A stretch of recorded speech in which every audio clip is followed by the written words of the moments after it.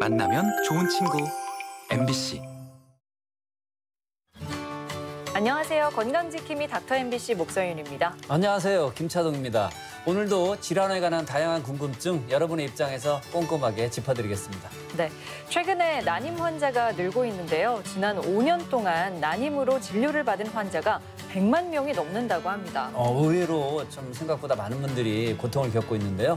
자연스레 난임 치료에 대한 관심도 높아지고 있다고 그러죠? 네, 맞습니다. 한편으로는 쉽지 않은 치료 과정 때문에 또는 비용 때문에 망설이는 분들이 많습니다.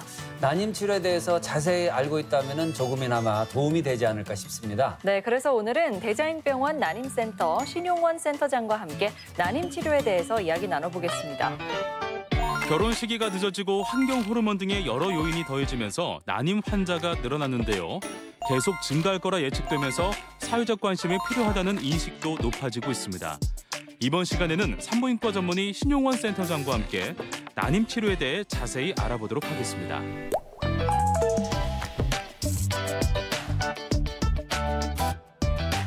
네, 안녕하세요. 예, 안녕하세요. 네. 이제 요즘 들어가지고 더 많이 우리가 난임을 겪는 부부에 대해서 이야기를 듣고 있는 것 같은데요. 그 난임이 되려면 어느 정도의 기준인 건지 궁금합니다. 난임이란 정상적인 부부관계를 피임 없이 했을 경우에 1년 정도 임신이 되지 않는 경우를 난임이라고 정의하고 있습니다. 물론 부부가 임신을 시도하려고 마음을 먹으면 빠른 시일 내에 임신이 되기를 기대하고 원할 텐데요.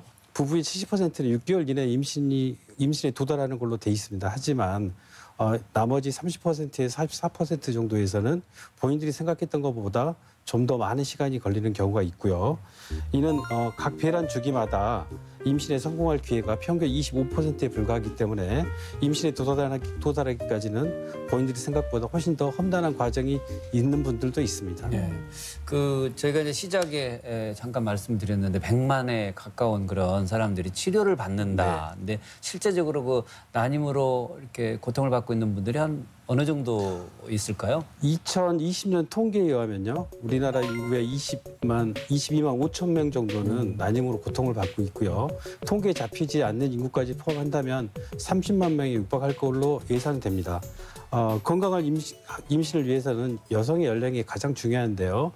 최근에 우리나라 실정에 의하면 사회 경제적 원인 때문에 초혼 연령이 늦어지고 초혼 연령이 늦어짐으로 인해서 임신을 시도하는 연령조차도 높아지고 있습니다. 여성의 연령에 따른 임신 성공률에서도 35세 이상에서는 급격히 감소하고 있습니다. 네, 그 35세가 좀 중요한 나이인가 본데요. 이 35세 이후부터는 임신 성공 가능성이 확 떨어지는 이유는 뭔가요?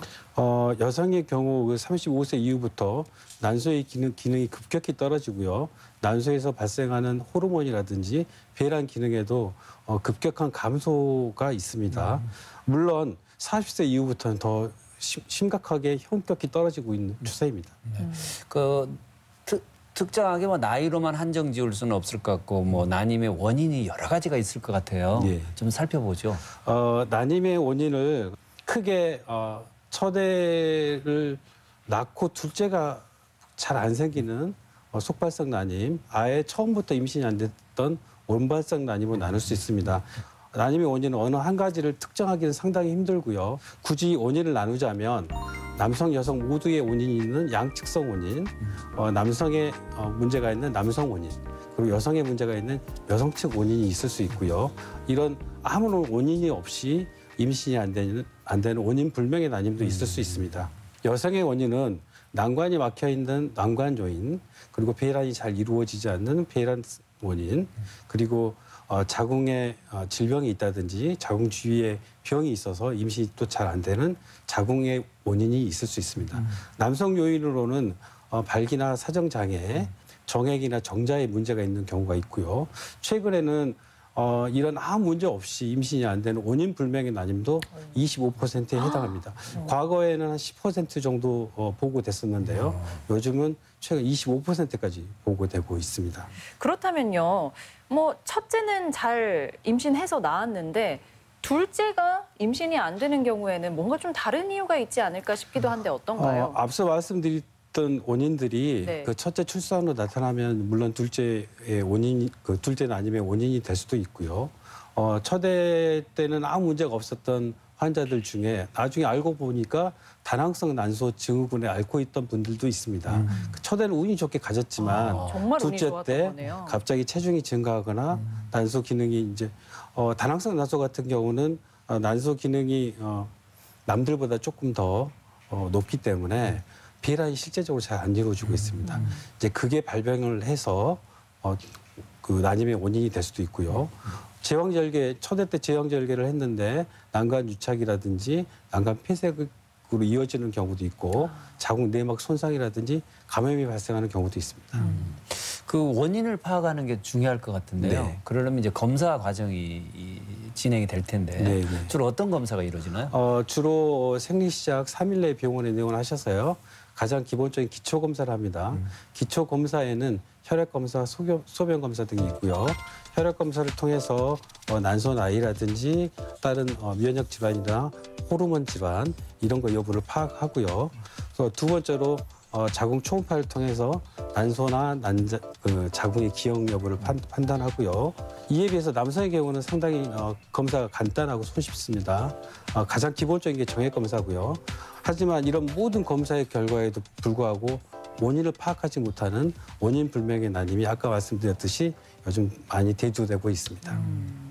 결국 그런 분들은 이런 검사를 다 했는데도 검사를 했는데 거기서는 정상이 나온다는 거잖아요. 네, 맞습니다. 그런데 이제 임신은 안 되는 거고요. 네, 아우, 너무 답답할 것 같아요. 많이 답답해하시죠. 네. 그런데 만약에 이렇게 검사 과정에서 원인이 파악이 되면 이제 거기에 맞는 치료를 할 것 같은데요. 네. 어떻게 되나요? 진료실에서 가장 손쉽고 경제적으로나 육체적 부담이 없는 방법은 배란 유도법입니다.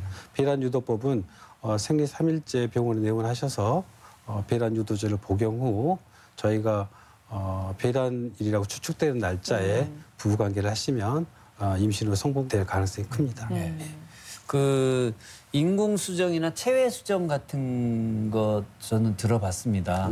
예. 그런 방법 중에서도 이제 흔하게 이루어지는 게 인공수정인 걸로 알고 있는데 좀 말씀 좀 해주시죠. 이제 그 대부분 환자들은 인공수정이 자연 임신의 한 방법인지를 사실은 잘 모르시는데요. 사실 인공수정이라고 하는 것은 자연 그 주기에 의한 배란 유도법과 크게 다르지 않습니다. 배란 유도제나 주사제를 사용해서 난포를 키우고 저희가 원하는 시점 또는 배란을 정확히 추정을 해서 그 시기에 배란 유도제를 투여하고 추출된 정자를 자궁 내에 이렇게 넣어주는 시술입니다. 남성의 정자에 약간의 문제가 있다든지 부부관계가 조금 어려우신 분한테 도움이 되는 방법입니다. 영상을 보시면요. 생리 3일 내에 초음파로 난포 상태를 확인합니다. 네. 배란 유도제와 난포 자극 호르몬을 이용해서 난포를 키우게 되는데 이때 난포가 잘 크는지 초음파를 통하여 지속적으로 확인합니다. 난포의 크기가 적당해지면 난포 터트리는 주사를 주고 36시간 후 좋은 정자만을 선별하여 자궁곽 내로 주입합니다. 체내에서 수정이 잘 이루어진 배아가 내막에 잘 착상할 수 있도록 내막을 키우기 위해 질정을 계속해서 처방하기도 합니다. 네. 그래요. 그럼 인공수정에 대해서 설명을 해주셨고 그럼 체외수정은 어떻게 다른가요?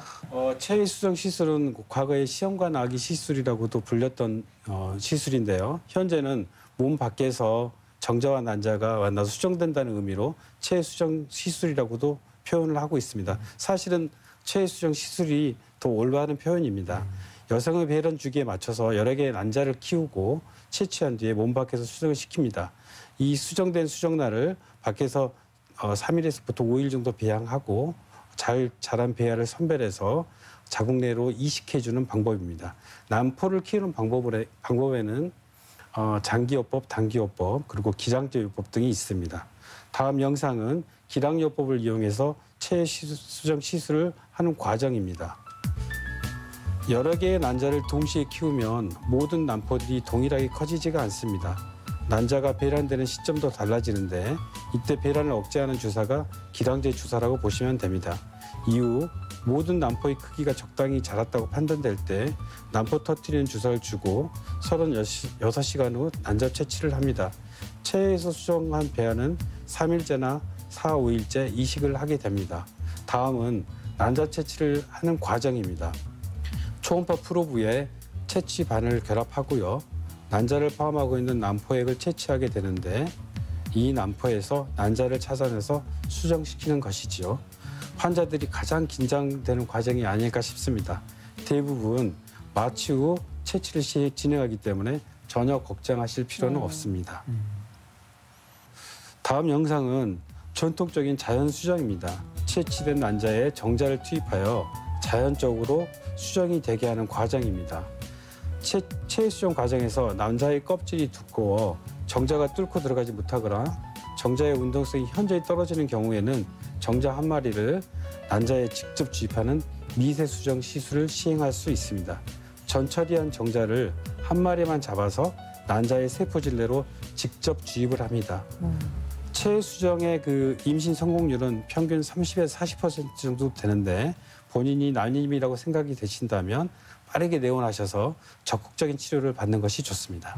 네. 그 체외의 수정 성공률이 40~40%라고 말씀하셨잖아요. 네. 그러면 역으로 70에서 60%는 실패를 한다는 건데요. 맞습니다. 그런 경우는 또 어떻게 해야 됩니까? 말씀하신 것처럼 여러 번의 시술에도 불구하고 임신에 실패하는 부부들이 많습니다. 좋은 품질의 배아를 이식하였는데도 불구하고 여러 차례 임신에 실패한 경우인데요. 영상을 보시면 이 배아 발달에 관한 영상입니다. 각 환자마다 또는 같은 환자의 생식세포로 수정시킨 배아일지라도 등급이 다른데요. 이렇게 발달된 배아 중 최상의 배아를 선별하여 이식하게 됩니다. 수정된 배아가 3일에서 5일째까지 발달하는 과정입니다. 네. 이런 최상급 배아를 이식하여도 임신에 실패하는 경우이죠. 이를 반복 착상 장애 RIF라고 합니다. 난임 부부의 증가 추세와 함께 이런 RIF 환자도 꾸준히 늘고 있습니다. 저출산 극복과 더불어 난임을 치료하고 임신율을 끌어올리는 데 있어서 이 RIF 환자의 관리가 상당히 중요하다고 볼 수가 있고 전 세계적으로 이거에 대한 연구가 상당히 진행되고 있습니다. 네. RIF 환자의 경우 추가적인 난임 검사를 시행할 수 있는데 면역세포 검사, 혈전 성향 검사, 염색체 검사, 엽산 대사 검사 등이 있습니다.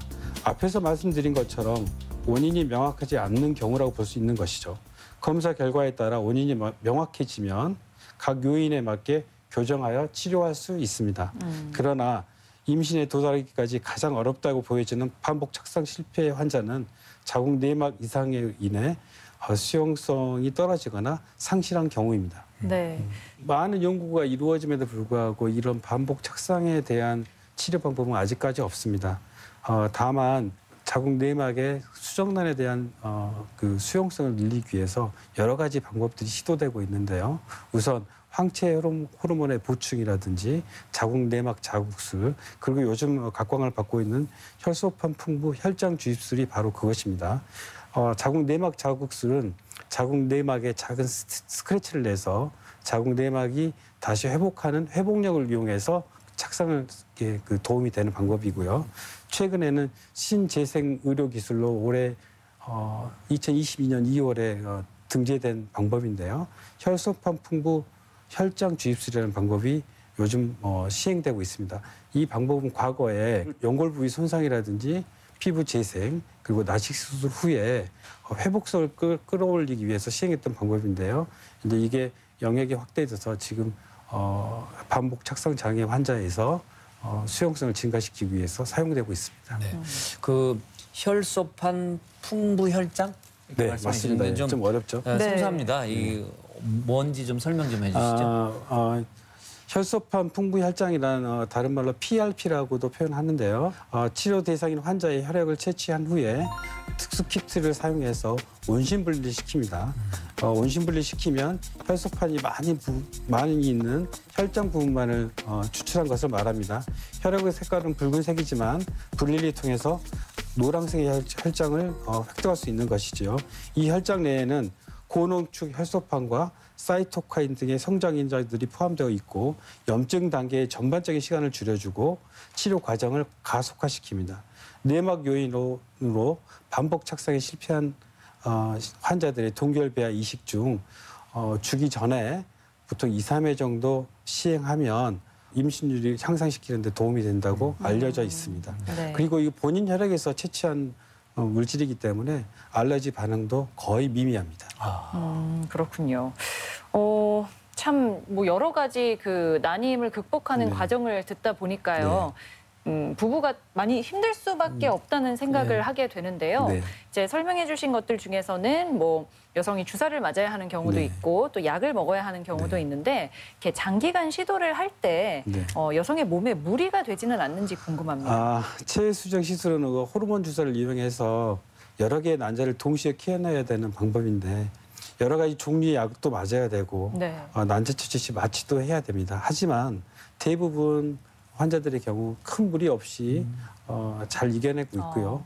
또 크게 이렇게 몸에 무리가 되지는 않습니다.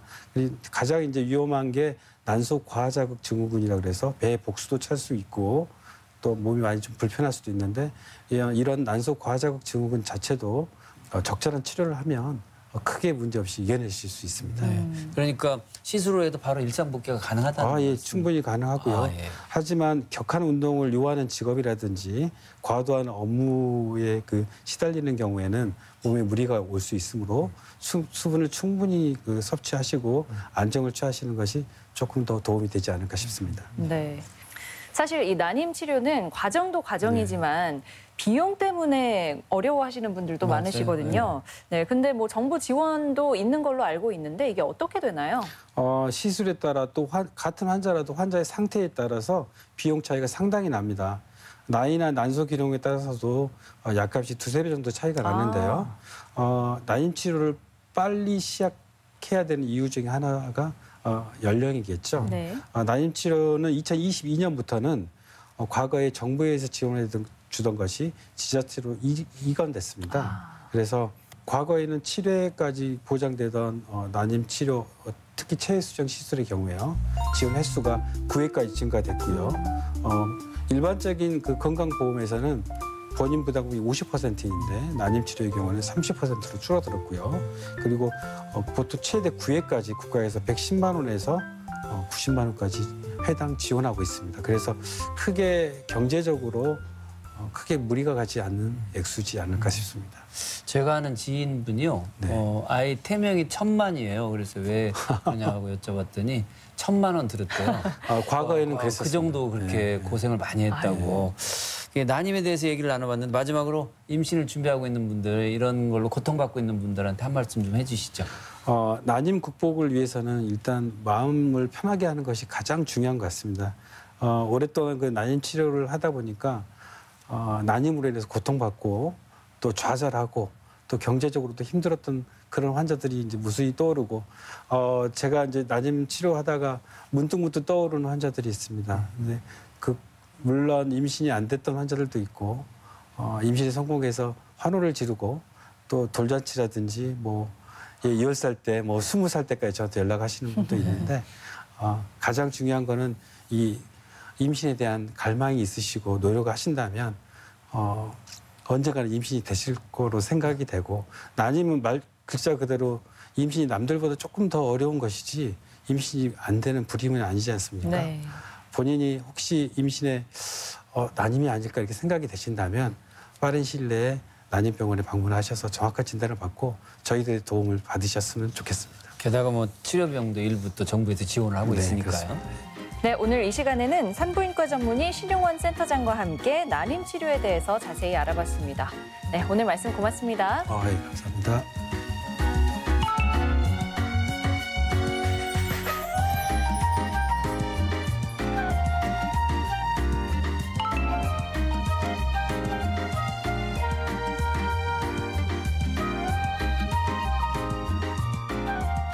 요즘 날씨가 정말 좋잖아요. 맞아요. 그래서 네. 나들이 계획하는 분들도 참 많으신 것 같더라고요. 근데요, 이때 조심해야 될 게 있습니다. 바로 허리인데요. 네. 활동량이 갑자기 늘어나면서 부상을 당할 수도 있거든요. 네. 맞습니다. 특히 60대 이상의 고령층은 골밀도가 약해서요. 작은 충격에도 척추를 다칠 위험이 큽니다. 네, 평소에 운동 꾸준히 해서 체력을 기르는 것도 좋지만요. 혹여나 통증이 느껴진다면 미루지 마시고 바로 검사를 받으셔야 됩니다. 네, 여러분의 건강과 관련해서 궁금한 점이 있다면 전주 MBC 홈페이지 들어오셔서 질문 남겨주시기 바랍니다. 오늘 알아본 주제가 난임 치료입니다. 더 알고 싶거나 또 다른 질환에 대해서 궁금하신 분들 전주 MBC, 닥터 MBC가 여러분을 건강을 책임지겠습니다. 네, 저희가 준비한 소식은 여기까지입니다. 다음 주 이 시간에 다시 찾아뵙겠습니다.